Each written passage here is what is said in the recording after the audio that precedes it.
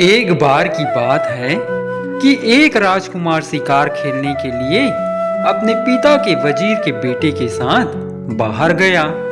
तो इत्तेफाक से उसका तीर एक सौदागर की पत्नी को लग गया। उस सौदागर का घर पास में ही था और उसकी पत्नी उस समय ऊपर वाले कमरे में थी।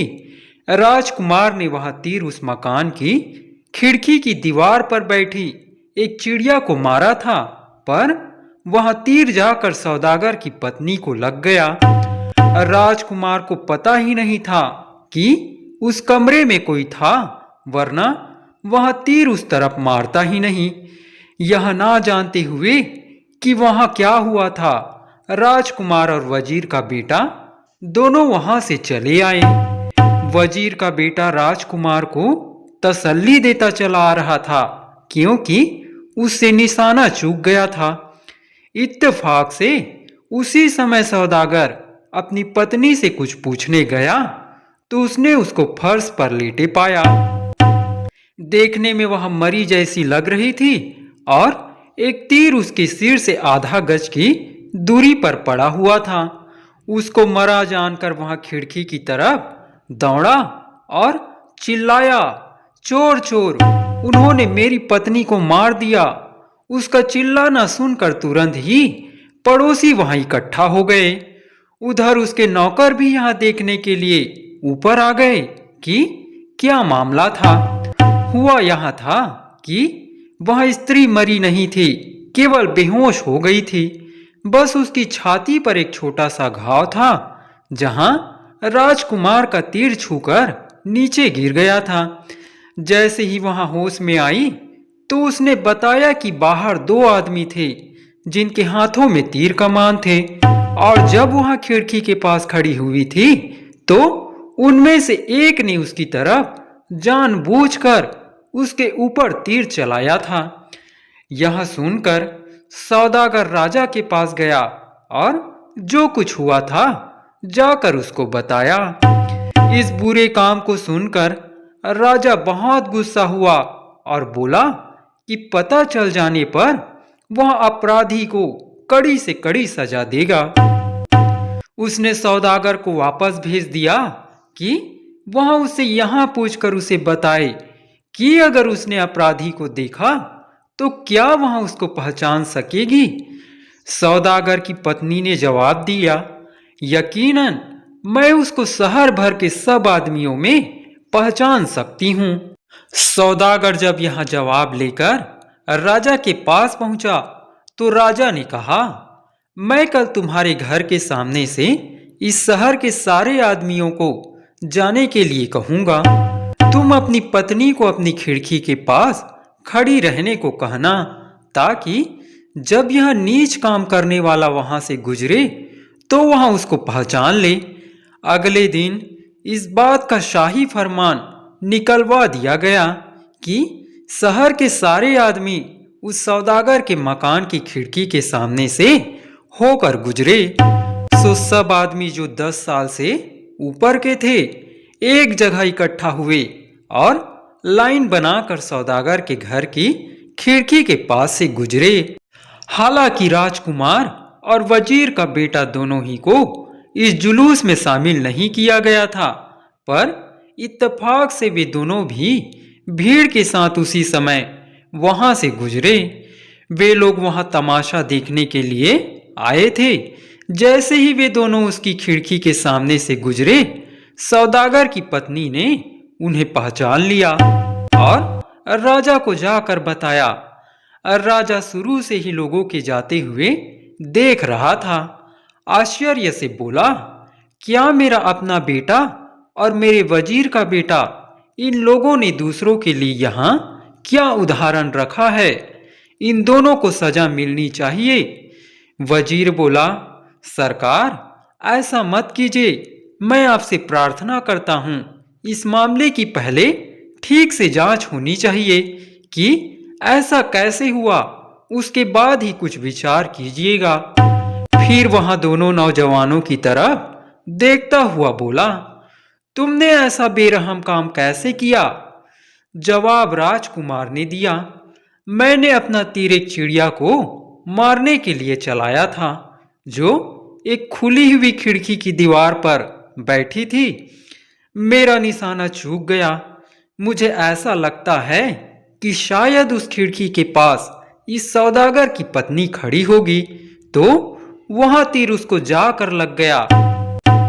अगर मुझे पता होता कि यह स्त्री या कोई और वहां खड़ा है, तो मैं उस दिशा में तीर चलाता ही नहीं। यह जवाब सुनकर राजा बोला, ठीक है, इस बात पर हम बाद में बात करेंगे। शहर के सब लोगों को जाने दो, अब उनकी हमें यहाँ कोई जरूरत नहीं है। शाम को राजा और वजीर दोनों अपने अपने बेटों के बारे में बहुत देर तक बात करते रहे।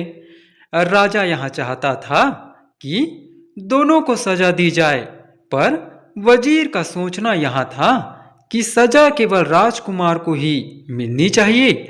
और उसने यहाँ राजा से कहा भी, क्योंकि राजा को इस बात पर इतना गुस्सा आ रहा था कि वहां अपने बेटे का चेहरा फिर कभी देखना नहीं चाहता था। इसलिए राजकुमार को देश निकाला दे दिया जाए। फिर आखिर में यही फैसला हुआ और राजकुमार को देश निकाला दे दिया गया। अगले दिन कुछ सिपाही राजकुमार को शहर के बाहर छोड़ने गए। जब वे राज्य की सीमा के पास पहुंच गए, तो वजीर का बेटा भी वहां पहुंच गया। वह बहुत जल्दी में आया था। उसके साथ 4 घोड़ों पर सोने की मुहरों के 4 थैले थे। वह राजकुमार के गले में अपनी बाहें डालकर बोला, मैं आ गया हूं मेरे दोस्त, मैं भी तुम्हारे साथ चलूंगा, क्योंकि मैं तुम्हें अकेला नहीं जाने दे सकता। हम लोग साथ साथ रहे हैं तो हम साथ साथ ही देश से बाहर भी जाएंगे और साथ साथ मरेंगे।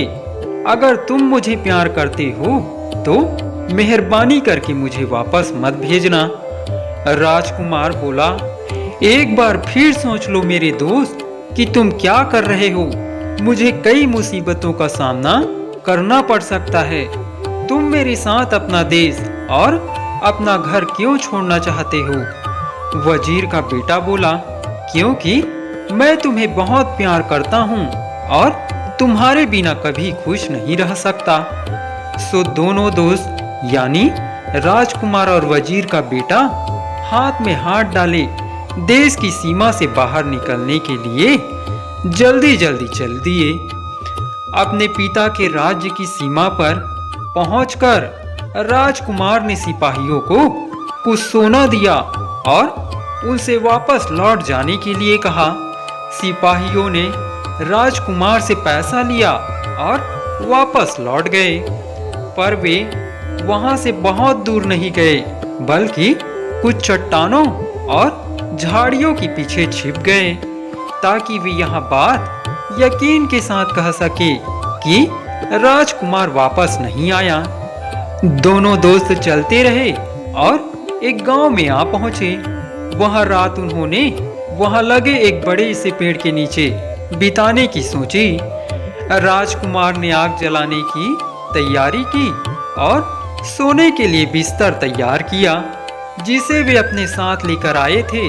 और वजीर का बेटा शाम के खाने का इंतजाम करने के लिए एक बनिए की एक डबल रोटी बनाने वाले की और एक कसाई की दुकान पर गया। किसी वजह से उसे कुछ देर हो गई, या तो डबल रोटी तैयार नहीं थी या फिर बनिए के पास सारे मसाले नहीं थे। करीब आधे घंटे तक इंतजार करने के बाद राजकुमार का धीरज छूट गया, तो वहां उठा और उठकर टहलने लगा और गांव के बाजार की तरफ देखने लगा। उसने देखा कि उनके पेड़ के पास से ही एक बहुत साफ सा नाला बह रहा था। उसकी आवाज सुनकर राजकुमार को लगा कि उसको स्रोत वहां से ज्यादा दूर नहीं था, तो वहां उसके स्रोत को ढूंढने चल दिया। आगे चलकर उसने देखा कि वह नाला एक बहुत बड़ी झील में से निकल रहा था। उस समय वह झील कमल के फूलों और कई तरह के पानी के पौधों से भरी हुई थी। राजकुमार उस झील के किनारे बैठ गया और क्योंकि उसको प्यास लगी थी सो पीने के लिए उसने अपने दोनों हाथों में झील का पानी लिया। खुशकिस्मती से उस पानी को पीने से पहले उसने उसे देखा तो उसको उस पानी में एक बहुत ही सुंदर परी की परछाई दिखाई दी। उसने उसको सचमुच में देखने के लिए चारों तरफ देखा तो उसने एक परी को झील के दूसरे किनारे पर बैठे देखा। उसको देखकर तो वहां बेहोश होकर गिर पड़ा। उधर जब वजीर का बेटा बाजार से लौटा तो उसने देखा कि आग जली हुई थी, घोड़े सुरक्षित बंधे हुए थे, मोहरों के थैले भी एक ढेर में पड़े हुए थे, पर राजकुमार का कोई पता नहीं था। उसकी यह भी समझ में नहीं आया कि वह क्या करे, उसको कहाँ ढूंढे। उसने कुछ देर तो इंतजार किया, फिर उसने उसको पुकारना शुरू किया। उसका भी कोई जवाब ना पाकर वहां उठा और नाले के पास चला गया। वहां जाकर उसको राजकुमार के पैरों के निशान मिल गए। यहां देखकर वह वहां से लौट आया और मोहरों के थैले और घोड़े लेकर फिर से उधर की तरफ चला। पैरों के निशान के सहारे वह राजकुमार के पास तक पहुंचा। वहां जाकर उसे राजकुमार मरे जैसा पड़ा दिखाई दिया। उसके मुंह से निकला उफ उफ। उसने राजकुमार को उठाया, उसके चेहरे और सिर पर पानी छिड़का और बोला, उफ मेरे भाई, यहां सब क्या हो गया? मेहरबानी करके मुझे इस हालत में छोड़कर मरना नहीं। बोलो बोलो राजकुमार, कुछ तो बोलो, मैं यहां सब सहन नहीं कर सकता। ठंडा पानी चेहरे और सिर पर पानी पड़ने से राजकुमार को कुछ होश आया। उसने अपनी आंखें खोली और चारों तरफ देखा। वजीर के बेटे के मुंह से निकला, खुदा का लाख लाख शुक्र है कि तुम जिंदा हो, पर मेरे भाई यह मामला क्या है? तुम्हें क्या हो गया था? राजकुमार बोला, तुम यहां से चले जाओ, मैं तुम्हें कुछ नहीं बताऊंगा, तुम बस यहां से चले जाओ। वजीर का बेटा बोला, अच्छा ऐसा करते हैं, यह जगह छोड़ देते हैं, यहां से कहीं और चलते हैं। देखो मैं तुम्हारे लिए और घोड़ों के लिए कुछ खाना लेकर आया हूं, चलो खाना खा लो, फिर यहां से चलते हैं। राजकुमार बोला, नहीं मैं नहीं जाऊंगा, तुम अकेले ही चले जाओ। वजीर का बेटा बोला, नहीं कभी नहीं, मैं तुमको साथ लिए बिना कहीं नहीं जाऊंगा। तुम्हें क्या हो गया है कि तुम मुझसे इस तरह की बात कर रहे हो? कुछ समय पहले तक तो हम भाई जैसे थे और अब तुम मेरी शक्ल भी देखना नहीं चाहते। राजकुमार बोला, मैंने एक परी देखी है, पर मैंने उसको बस एक पल के लिए ही देखा था। जैसे ही उसने देखा कि मैं उसको देख रहा हूं, उसने अपना चेहरा कमल की पंखुड़ियों में छिपा लिया। ओह कितनी सुंदर थी वहां। जब मैं उसकी तरफ देख रहा था तो उसने अपने कपड़ों के अंदर से हाथी दांत का एक बक्सा निकाला और मेरी तरफ बढ़ा दिया। बस उसी समय में बेहोश हो गया। अगर तुम मेरी शादी उस परी से करा दो तो मैं तुम्हारे साथ कहीं भी चलने के लिए तैयार हूं। वजीर का बेटा बोला, मेरे दोस्त, तुमने सचमुच में एक परी को देखा है। वहां तो परियों की भी परी है, वहां कोई और नहीं बल्कि सहराज की गुलजार है। मुझे यह बात उसने तुमको जो इशारे किए उनसे पता चली। उसके कमल की पंखुड़ियों से अपने चेहरों को ढकने से उसका नाम पता चला और तुमको हाथी दांत का बक्सा दिखाने से उसके घर का पता चला। थोड़ा धीरज रखो और बाकी की बात तुम मेरे ऊपर छोड़ दो, मैं तुम्हारी शादी उससे करा दूंगा। राजकुमार ने जब अपने दोस्त के ऐसे शब्द सुने तो उसको बहुत तसल्ली हुई। वहां उठा और उसने खाना खाया और फिर अपने दोस्त के साथ चला गया। रास्ते में उनको दो आदमी मिले। ये दोनों डाकू थे और डाकुओं के एक गिरोह के थे। यह गिरोह 11 डाकुओं का था। इनकी एक बड़ी बहन थी जो घर पर रहती थी और इन सब का खाना बनाती थी।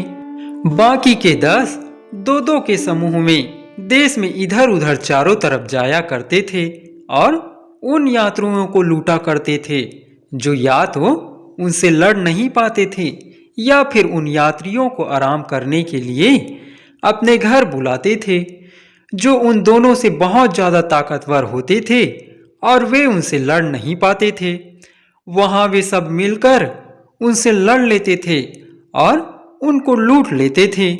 ये डाकू एक बड़े से मकान में रहते थे जिसमें बहुत सारे मजबूत कमरे बने हुए थे। उसके नीचे एक बहुत बड़ा गड्ढा था जहां वे उन लूटे हुए लोगों को मारकर उनकी लाशें फेंक देते थे जो भी उनके कब्जे में आ जाते थे। सो जब उन दो डाकुओं ने राजकुमार और वजीर के बेटे को देखा तो वे इनके पास आए और इनसे बड़ी नम्रता से अपने घर आने और रात बिताने की प्रार्थना की। उन्होंने कहा कि यहाँ से दूर दूर तक कोई और गांव नहीं है जहां आप रात बिता सकें और अब रात भी काफी हो चुकी है। राजकुमार ने वजीर के बेटे से पूछा, भाई क्या हम इन दोनों भले आदमियों का कहाँ मान ले? वजीर के बेटे ने राजकुमार की तरफ टेढ़ी आंखों से देखा जिससे पता चलता था कि वह उनके साथ ठहरना नहीं चाहता था। पर राजकुमार क्योंकि थका हुआ था और उसने यह भी सोचा कि शायद वजीर के बेटे कुछ ऐसे ही गलतफहमी हुई होगी, उसने उन लोगों को हाँ कह दी और बोला, यह आप लोगों की बड़ी मेहरबानी है कि आपने हमको अपने घर बुलाया। सो वे चारों उन डाकुओं के घर चल दिए। उन डाकुओं ने उन दोनों यात्रियों को एक कमरे में बिठा दिया और बाहर से ताला लगा दिया। अब ये दोनों यात्री वहां बैठे बैठे अपनी किस्मत को कोसने लगे।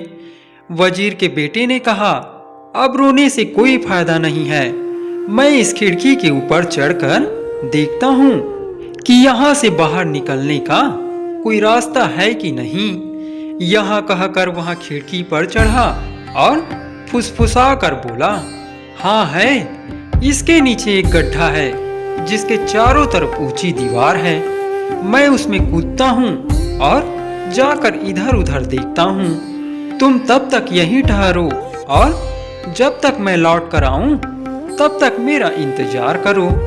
ऐसा कहकर वह नीचे कूद गया और फिर जल्दी ही वापस आकर बोला कि उसने एक बहुत ही बदसूरत स्त्री को देखा जो लगता था कि इन लोगों के घर की देखभाल करने वाली होगी।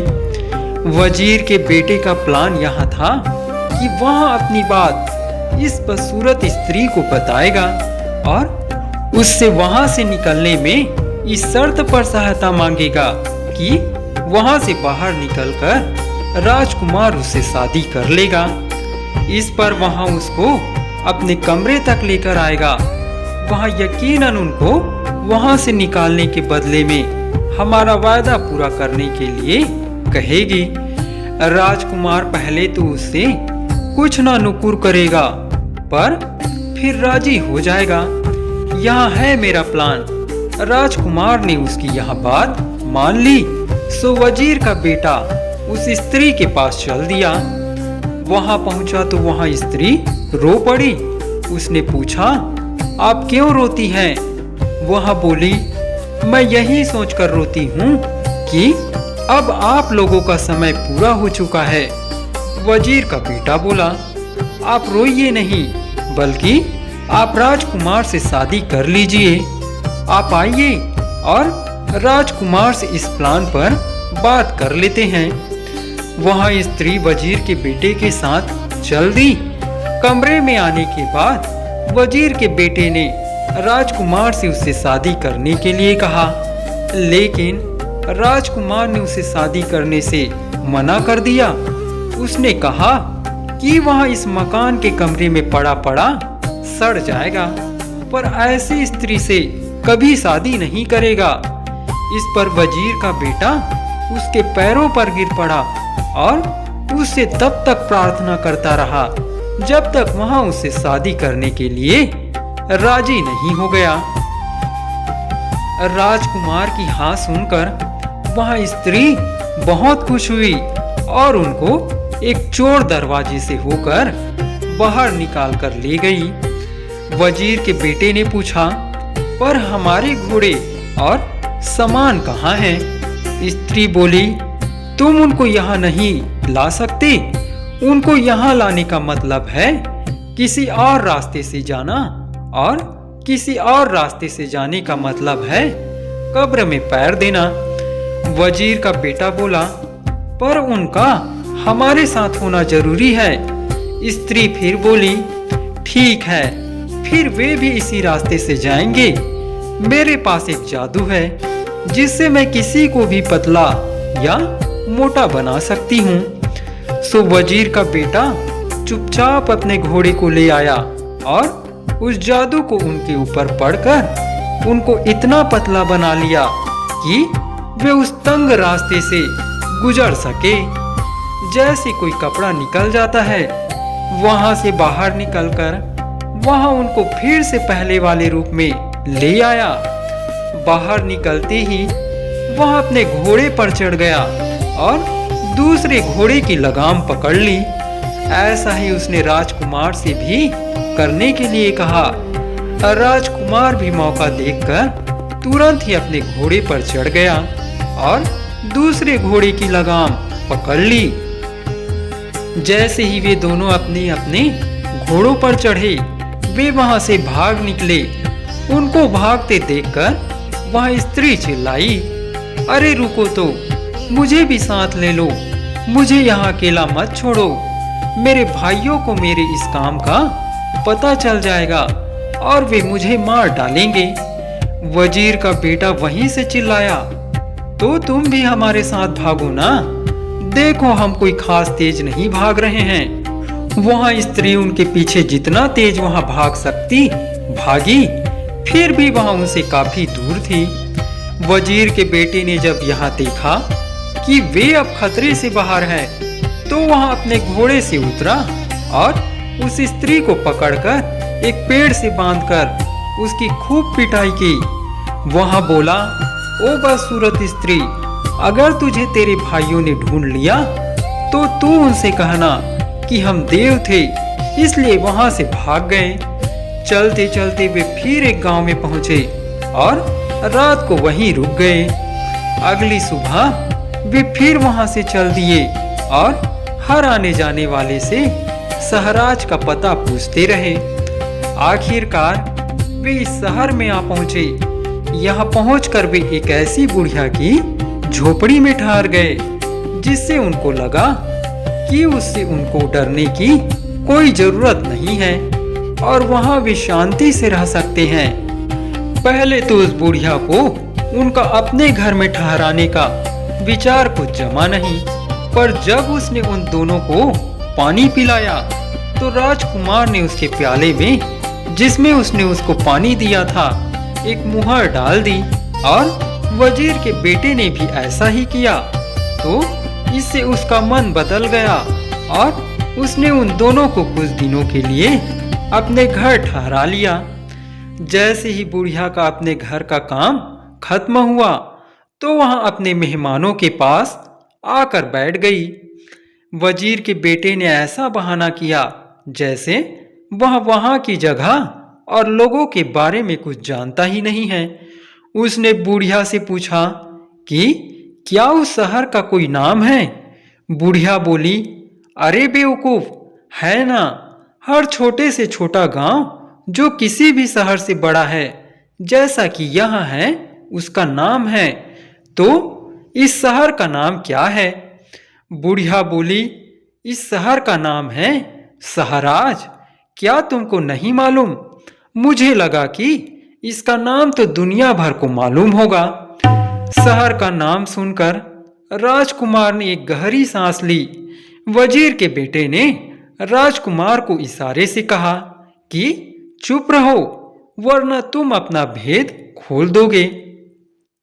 वजीर के बेटे ने आगे पूछा, क्या इस देश का कोई राजा भी है? बुढ़िया बोली, हाँ है ना, एक रानी भी है और एक राजकुमारी भी। उनके क्या क्या नाम है? बुढ़िया बोली, राजकुमारी का नाम गुलजार है और रानी का नाम। वजीर के बेटे ने बुढ़िया की बात काटते हुए राजकुमार की तरफ देखा, जो अभी तक पागलों जैसा बैठा था, और बोला, हाँ हम लोग अब सही देश में हैं। अब हम उस सुंदर राजकुमारी को देख पाएंगे। 2 दिन बाद ही उन दोनों यात्रियों ने बुढ़िया को बड़ा सजा बजा देखा। उसके साफ सुथरे बाल सजे हुए देखे तो वजीर के बेटे ने उससे पूछा, आज यहाँ कौन आ रहा है? बुढ़िया बोली, कोई नहीं। वजीर के बेटे ने फिर पूछा, तो फिर आप कहीं जा रही हैं क्या? बुढ़िया बोली, हाँ मैं अपने बेटी से मिलने जा रही हूँ, जो राजकुमारी गुलजार के पास काम करती है। मैं उससे रोज मिलने जाती हूँ।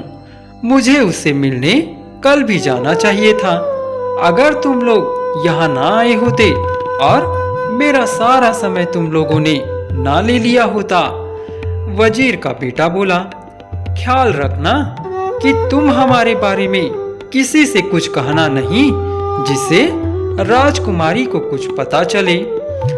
वजीर के बेटे ने उसको किसी से उनके बारे में कुछ भी ना कहने के लिए इसलिए कहा था कि अगर वहां उसको इस बात को किसी से कहने के लिए मना करेगा तो वह इस बात को वहां जाकर जरूर कहेगी और राजकुमारी को उनके आने के बारे में पता चल जाएगा। और यही वह चाहता भी था। जब बेटी ने अपनी माँ को देखा तो झूठा गुस्सा दिखाती हुई बोली, माँ तुम 2 दिनों से क्यों नहीं आई? बुढ़िया बोली, मेरी प्यारी बेटी, मेरे घर में 2 यात्री, एक राजकुमार और एक वजीर का बेटा आकर ठहरे हुए हैं। बस उन्हीं के काम में लगी रही। सारा दिन खाना बनाना और सफाई करना। मैं उन दोनों को समझ ही नहीं पाई। उनमें से एक तो बिल्कुल बेवकूफ सा लगता है। उसने मुझसे इस देश का नाम पूछा, इस देश के राजा का नाम पूछा। ये लोग कहाँ से आ सकते हैं जो इनको यहाँ सब भी नहीं पता। पर ये लोग हैं बड़े और अमीर। वे मुझे हर सुबह शाम सोने की एक एक मुहर देते हैं। इसके बाद बुढ़िया वहां से चली गई और राजकुमारी के पास जाकर उससे वही शब्द फिर दोहरा दिए। उनको सुनकर राजकुमारी ने उसको बहुत बुरी तरह पीटा और उसको कड़ी सजा की धमकी देते हुए कहा कि अगर उसने फिर कभी अजनबियों के बारे में उसके सामने कुछ कहा तो वह उसको बहुत कड़ी सजा देगी। शाम को जब बुढ़िया घर लौटी तो उसने वजीर के बेटे को आकर बताया कि उसको बहुत अफसोस है कि उसने अपना वायदा तोड़ दिया।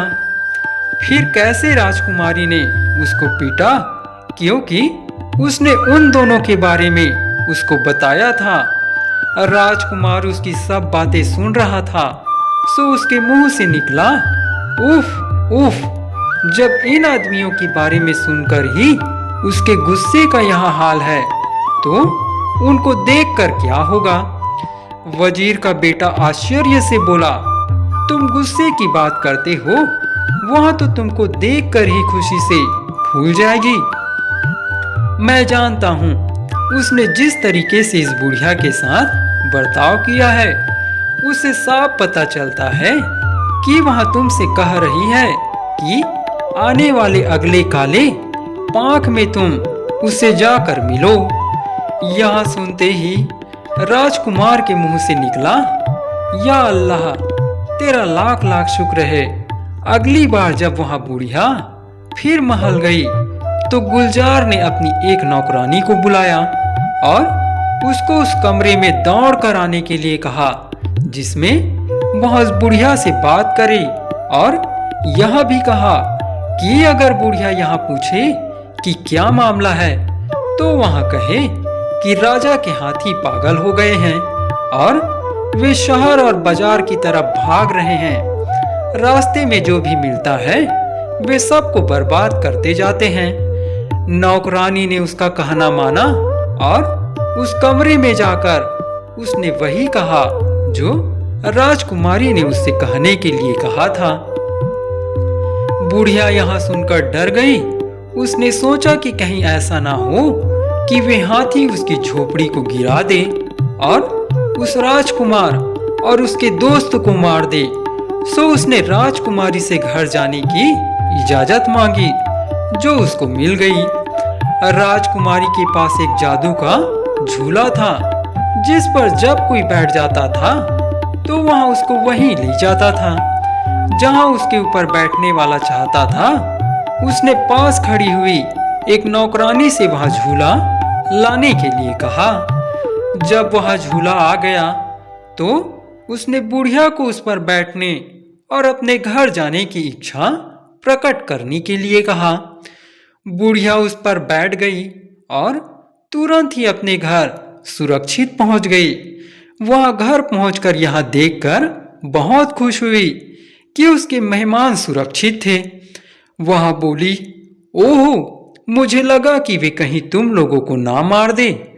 राजकुमारी की दासी कह रही थी कि शाही हाथी पागल हो गए हैं और इधर उधर भाग निकले हैं। मैंने यहाँ सुना तो मुझे तुम लोगों की बड़ी चिंता हो गई, इसलिए राजकुमारी जी ने यह झूला मुझे घर सुरक्षित रूप से आने के लिए दिया। आओ बाहर चले, कहीं ऐसा ना हो कि हाथी यहाँ आकर मेरी झोपड़ी ही गिरा दे। वजीर का बेटा बोला, मुझे विश्वास नहीं होता कि ऐसा हुआ। यह सब बहाना है। वे लोग तुम्हारे साथ चाल खेल रहे हैं। फिर वहां राजकुमार के कान में फुसफुसाया, अब तुम्हारे दिल की इच्छा पूरी होने वाली है। ये सब उसी के इशारे हैं। काले पांख के शुरू होने के 2 दिन बाद राजकुमार और वजीर का बेटा दोनों उस झूले पर बैठे और महल के आंगन में पहुंचने की इच्छा प्रकट की। एक पल में ही वे वहां थे। महल के एक दरवाजे के पास राजकुमारी खड़ी हुई थी। उसकी भी राजकुमार को देखने की उतनी ही इच्छा थी जितनी कि राजकुमार की इसको देखने की। कितना खुशी का मौका था वहां। गुलजार बोली, ओहो, आखिर मैंने अपने प्रेमी और पति को पा ही लिया। राजकुमार भी बोला, खुदा का लाख लाख शुक्र है कि उसने हमको मिला दिया। दोनों ने फिर से मिलने का प्लान बनाया, एक दूसरे को चूमा और फिर अलग हो गए। राजकुमार अपनी झोपड़ी की तरफ चला गया और राजकुमारी अपने महल में चली गई। दोनों इस मुलाकात के बाद इतने खुश थे जितने कि पहले कभी नहीं थे। इसके बाद से राजकुमार गुलजार से मिलने रोज जाने लगा। वह सुबह को महल चला जाता और शाम को अपनी झोपड़ी में लौट आता। एक दिन सुबह को गुलजार ने राजकुमार से प्रार्थना की वह हमेशा के लिए वहीं रह जाए, क्योंकि उसको राजकुमार का हर शाम को चले जाना अच्छा नहीं लगता था। उसको हमेशा यही चिंता लगी रहती कि कहीं उसके साथ कुछ बुरा ना हो जाए, कहीं उसको डाकू ना मार डाले या फिर वहां कहीं बीमार ना पड़ जाए और फिर वहां उससे मिल ही ना पाए। अब वहां उसको देखे बिना नहीं रह सकती थी। राजकुमार ने उससे कहा भी कि डरने की कोई ऐसी बात नहीं थी और फिर रात को उसको अपने दोस्त के पास लौट जाना ही चाहिए, क्योंकि उसने केवल उसी के लिए अपना देश और घर छोड़ा और अपनी जिंदगी खतरे में डाली है। इसके अलावा अगर वह ना होता तो वह उससे कभी मिल ही नहीं सकता था। गुलजार उस समय तक यह मान गई, पर उसने अपने मन में यह निश्चय कर लिया कि जैसे ही उसको मौका मिलेगा वह इस वजीर के बेटे को अपने रास्ते से हटाकर ही रहेगी। इस बातचीत के कुछ दिन बाद ही राजकुमारी ने अपनी एक नौकरानी को पुलाव बनाने का हुक्म दिया। उसने उसको बताया कि उसे कैसे बनाना है। उसे उसमें पकते समय एक जहर मिलाना था। जैसे ही वहां तैयार हो जाए तो उसको ढक देना है ताकि उसकी जहरीली भाप निकल ना जाए। जब वहां पुलाव तैयार हो गया तो उसने वजीर के बेटे के पास इस संदेश के साथ भेज दिया कि गुलजार तुमको यह पुलाव अपने मरे हुए चाचा के नाम में भेज रही है। वजीर को जब वहां पुलाव मिला तो उसने सोचा कि शायद राजकुमार ने उसके बारे में राजकुमारी से कुछ अच्छा बोला होगा, इसलिए उसने उसे याद किया है। सो उसने उसकी वापसी में राजकुमारी को धन्यवाद और सलाम भेज दिया। जब शाम को खाने का समय हुआ तो उसने पुलाव का वहां बर्तन निकाला और एक नदी के किनारे उसे खाने के लिए चला गया। उसने बर्तन का ढक्कन उतारकर घास पर रख दिया और खुद नदी में हाथ धोने चला गया। हाथ धोकर उसने अपनी पूजा की। जब वह यह सब कर रहा था कि उसी बीच उसने देखा कि ढक्कन के नीचे की घास बिल्कुल पीली पड़ गई थी। यह देखकर वह आश्चर्यचकित रह गया।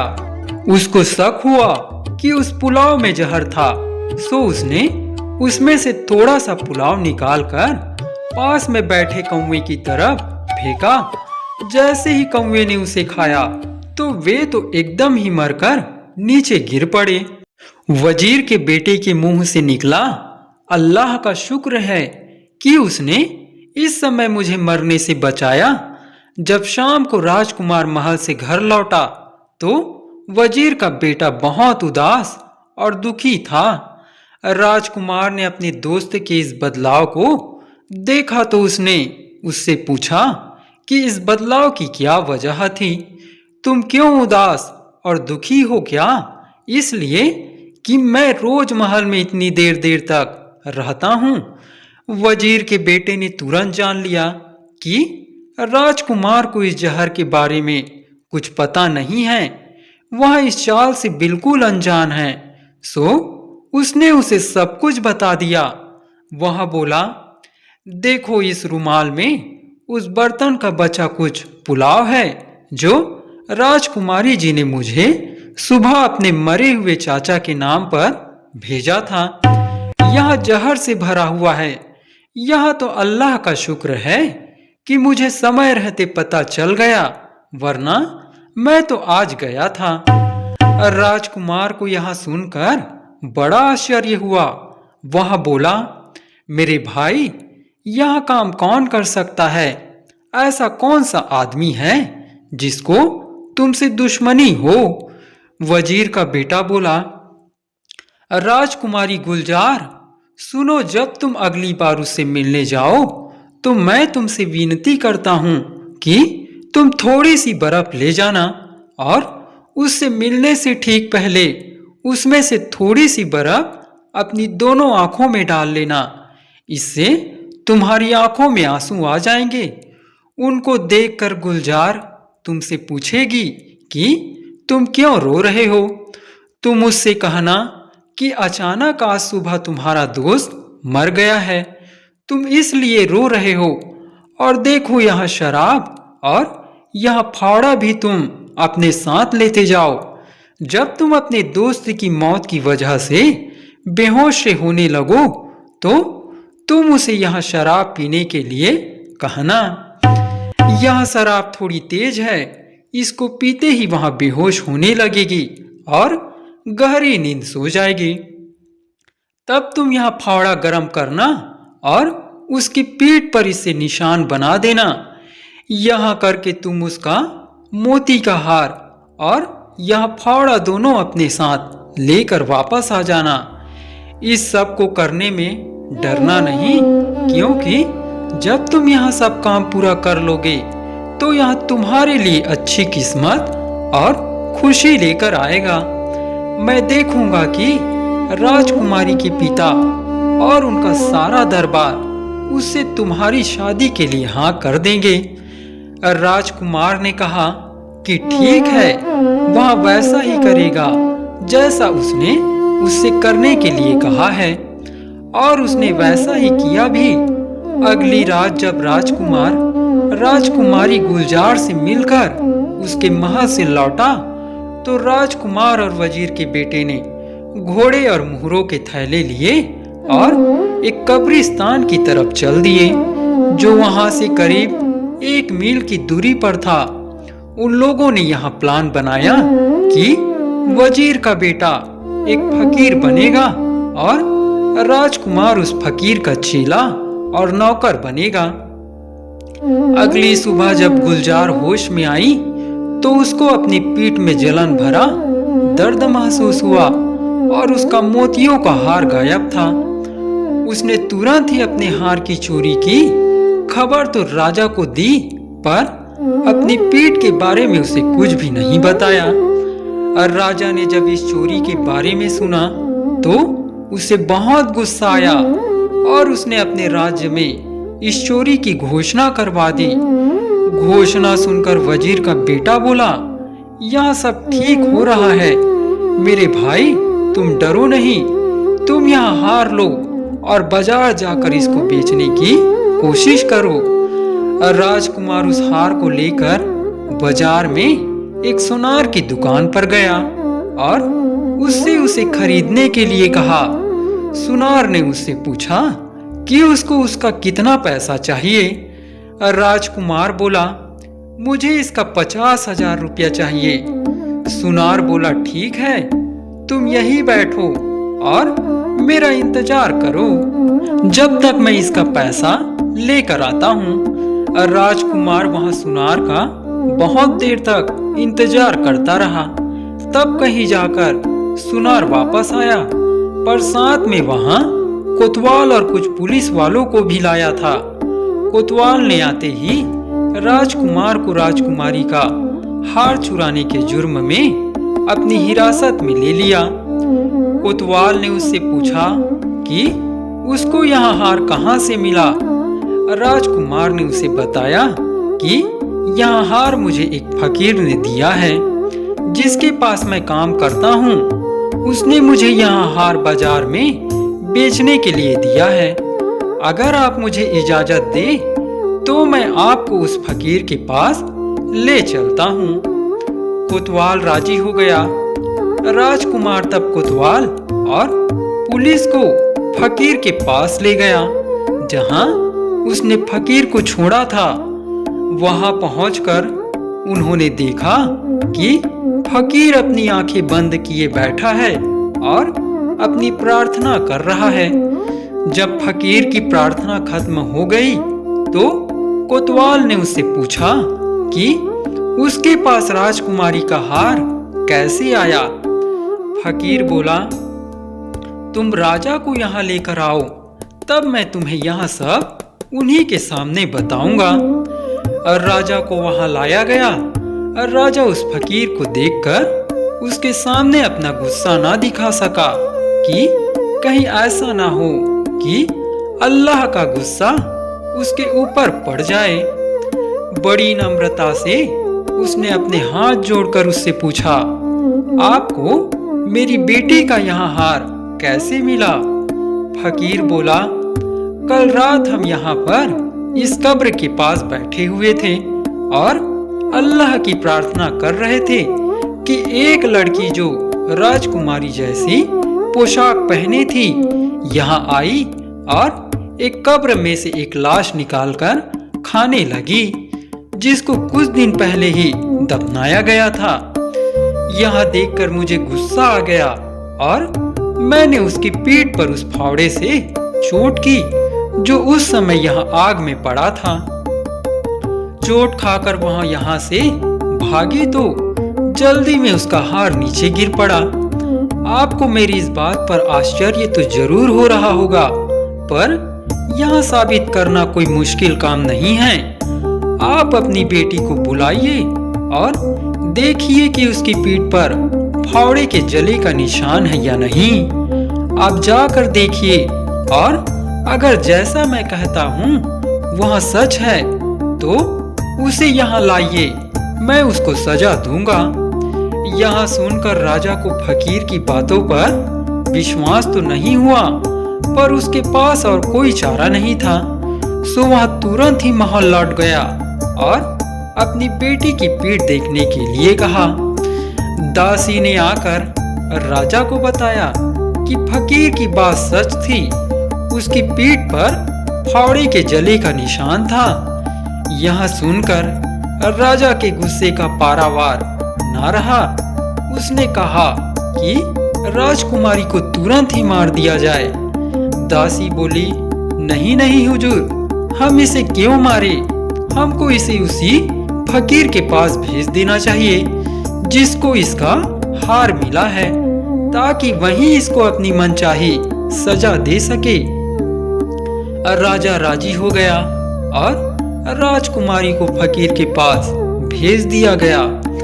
राजकुमारी को देखकर फकीर बोला, इसको एक पिंजरे में बंद कर दो और पिंजरा उसी कब्र के पास रख दो जिसमें से इसने लाश निकाली थी। ऐसा ही किया गया। पिंजरे को एक कब्र के पास रखकर सब लोग वहां से चले गए और राजकुमारी उस कब्रिस्तान में फकीर और उसके चेले के साथ अकेली रह गई। जब थोड़ा अंधेरा हो गया तो फकीर और उसके चेले ने अपने अपने रूप बदल लिए और अपने अपने घोड़े और सामान लेकर उस पिंजरे के सामने आ खड़े हुए। उन्होंने राजकुमारी को पिंजरे में से बाहर निकाला, उसकी पीठ के घाव पर मरहम लगाया और उसको राजकुमार के पीछे घोड़े पर बिठाकर वहां से भाग लिए। वे रात भर अपने घोड़े पर चलते रहे। सुबह होने पर ही वे आराम करने के लिए रुके। वहां उन्होंने अपने आगे के प्लान पर विचार किया। वजीर के बेटे ने राजकुमारी को थोड़ा सा वह जहरीला पुलाव दिखाया जो उसने उसके लिए भेजा था और उससे पूछा कि क्या अब भी वहां अपने किए पर पछता नहीं रही है। यह देखकर राजकुमारी रो पड़ी। उसने स्वीकार किया कि वजीर का बेटा तो उसका सबसे बड़ा सहायक और दोस्त था। उसको जहर भरा पुलाव भेजना उसकी सबसे बड़ी गलती थी। उसके बाद वजीर के बेटे ने अपने पिता के नाम एक चिट्ठी में वह सब लिखकर भेजा जो उनके देश छोड़ने के बाद उनके साथ घटा था। जब वजीर ने यह चिट्ठी पढ़ी तो उसने जाकर राजा को बताया। उसने उन दोनों को वापस न आने के लिए लिखा और लिखा कि वे गुलजार के पिता को एक चिट्ठी लिखे जिसमें यह सब लिखे। इस हुक्म के अनुसार वजीर के बेटे ने राजकुमार को गुलजार के पिता को एक चिट्ठी लिखवाई। वह चिट्ठी पढ़कर गुलजार के पिता को एक चिट्ठी लिखवाई। वह चिट्ठी पढ़कर गुलजार के पिता को अपने वजीरों और दूसरे ऑफिसरों पर बहुत गुस्सा आया कि उनको इतने इज्जतदार लोगों के अपने राज्य में होने का कुछ भी पता नहीं था, क्योंकि वह राजकुमार और वजीर के बेटे को अपना धन्यवाद देना चाहता था। उसने अपने कुछ वजीरों की सजा का हुक्म सुना दिया कि फलाना फलाना तारीख को उनको सजा दी जाएगी। उसने वजीर के बेटे को लिखा कि वह उसके महल आए और उसके महल में आकर ठहरे, और अगर राजकुमार राजी होंगे तो मैं राजकुमारी की शादी उनसे जितनी जल्दी हो सकेगा उतनी जल्दी कर दूंगा। यही तो वे चाहते थे। और राजा की यह चिट्ठी पढ़कर वे बहुत खुश हुए और उन्होंने राजा का बुलावा स्वीकार कर लिया। जब वे वहां पहुंचे तो राजा ने उनका दिल से स्वागत किया। जल्दी ही राजकुमार की शादी गुलजार से हो गई। राजा ने राजकुमार को भेंट में बहुत सारे घोड़े, हाथी, जवाहरात, कीमती कपड़े देकर उनके देश के लिए विदा किया, क्योंकि उनको यकीन था कि अब राजा उनका अपने राज्य में स्वीकार कर लेगा। उनके जाने से पहले की रात जिन वजीरों को राजा ने सजा देने का निश्चय किया था, उन्होंने वजीर के बेटे से राजा से माफी की प्रार्थना की और कहा कि अगर वहां उनको राजा से माफी दिलवा देंगे तो वे हर एक उसको अपनी बेटी देंगे। वजीर का बेटा मान गया और उनको माफी दिलवाने में सफल हो गया। वायदे के अनुसार उन वजीरों ने अपनी अपनी बेटियों की शादी वजीर के बेटे से कर दी। अगले दिन राजकुमार अपनी पत्नी गुलजार के साथ और वजीर का बेटा अपनी कई सुंदर पत्नियों के साथ, कई सिपाही, बहुत सारी ऊंट, हाथी और घोड़े और बहुत बड़े खजाने के साथ अपने देश चले। रास्ते में वे डाकुओं के घर के पास से गुजरे तो सिपाहियों की सहायता से उन्होंने उनका मकान तोड़कर गिरा दिया और वहां से उनका बरसों का जोड़ा हुआ खजाना लेकर फिर आगे अपने देश की तरफ चले। आखिर वे अपने देश आ पहुंचे। राजा ने जब अपने बेटे की सुंदर पत्नी और इतने सारे खजाने को देखा तो उसने तुरंत ही उसको अपने राज्य में स्वीकार कर लिया। बस फिर तो राजकुमार की जिंदगी में खुशी ही खुशी थी। राजकुमार सबका प्यारा हो गया। समय आने पर वह राजगद्दी पर बैठा और बहुत सालों तक उसने खुशी और शांति से राज किया।